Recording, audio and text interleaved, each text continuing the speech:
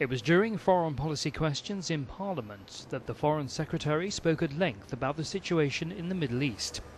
Mr. Miliband said the UK government was keeping a close eye on the Israeli election outcome. Mr. Speaker, I wasn't actually aware of the earliest opportunity. The UK will engage with Israel's new government on the important task of reinvigorating a serious political dialogue aimed at establishing a lasting and just regional peace between Israel and its neighbours. Working with and supporting all parties in their efforts to reach this goal will remain a central tenet of the UK's policy in the region. All efforts, he said, must be made to find peace. Mr. Speaker, I think that the prospects of peace probably do seem very remote for large numbers of people in the Middle East, and that is a reason for us to redouble our efforts to secure that peace. In regard of the second part of what he said, I think it's very important that we condemn all loss of innocent civilian life on any side. I don't think we should get into the business of justifying one set of civilian losses for another. I think it's a vital part of our work, and critically the work of the new US administration, to try to build a durable peace that is in the interests of Israelis and Palestinians alike.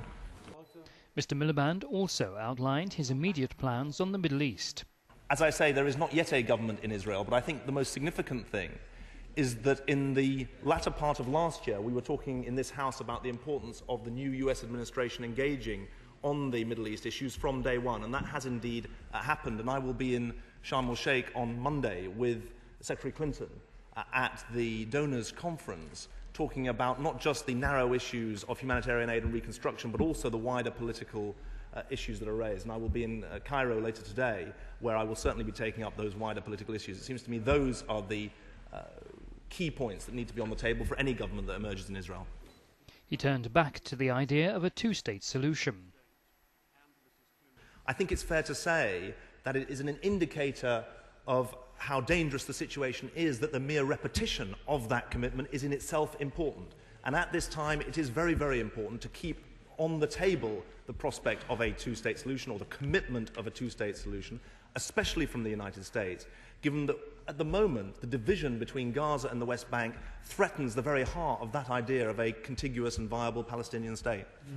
This is not an optimistic moment, it is a very dangerous moment, and it's precisely because of the dangers that I think not just European countries in the United States, but critically countries across the Arab world as well as Israel, have to peer into the abyss that the idea of a two-state solution disappears, and that is dangerous for Israel and dangerous for the whole of the Arab world. That's one reason, Mr. Speaker, I've put such stress over the last 6 months on the Arab Peace Initiative, which offers not just a two-state solution, but the prospect of 23 states, Israel and 22 states of the Arab League, normalising relations with each other on the back of the creation of a Palestinian state. It seems to me that regional approach is absolutely essential at this time. This Parliament has held many debates on the Middle East. It is an indication of just how important the region remains to the UK.